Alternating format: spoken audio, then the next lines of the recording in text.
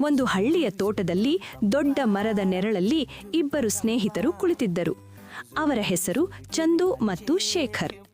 ಚಂದು ಬಹಳ ಶ್ರಮಜೀವಿ. ಅವನು ಪ್ರತಿದಿನವೂ ಹೆಚ್ಚು ಕೆಲಸ ಮಾಡುತ್ತಿದ್ದ. ಬೆಳಗ್ಗೆ ತೋಟದ ಕೆಲಸ, ಸಂಜೆ ಮನೆ ಕೆಲಸ ಎಲ್ಲವನ್ನೂ ಶ್ರದ್ಧೆಯಿಂದ ಮಾಡುತ್ತಿದ್ದ. ಆದರೆ ಶೇಖರ್ಗೆ ಅದು ಇಷ್ಟವಾಗುತ್ತಿರಲಿಲ್ಲ.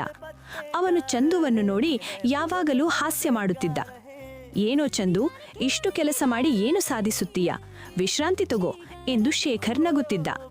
ಕೆಲವೊಮ್ಮೆ ಅವನು ಚಂದುವನ್ನು ತಳ್ಳಿ ತಾನೇ ಬುದ್ಧಿವಂತನೆಂದು ತೋರಿಸಿಕೊಳ್ಳುತ್ತಿದ್ದ. ಚಂದು ಮೌನವಾಗಿಯೇ ಎಲ್ಲವನ್ನೂ ಸಹಿಸುತ್ತಿದ್ದ.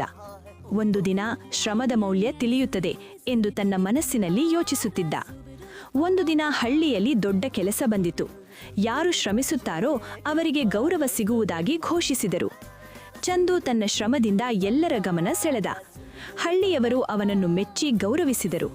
ಅಂದು ಶೇಖರ್ಗೆ ತನ್ನ ತಪ್ಪು ಅರ್ಥವಾಯಿತು. ಅವನು ಚಂದುವಿನ ಬಳಿಗೆ ಬಂದು ಹೇಳಿದ, ಕ್ಷಮಿಸು ಚಂದು, ನಾನು ನಿನ್ನ ಶ್ರಮವನ್ನು ಹಾಸ್ಯ ಮಾಡಿದೆ. ನಿಜವಾದ ಸ್ನೇಹದ ಮೌಲ್ಯ ಈಗ ಅರ್ಥವಾಯಿತು. ಚಂದು ನಗುತ್ತಾ ಹೇಳಿದ, ಸ್ನೇಹದಲ್ಲಿ ಹಾಸ್ಯ ಇರಬಹುದು, ಆದರೆ ನೋವು ಇರಬಾರದು.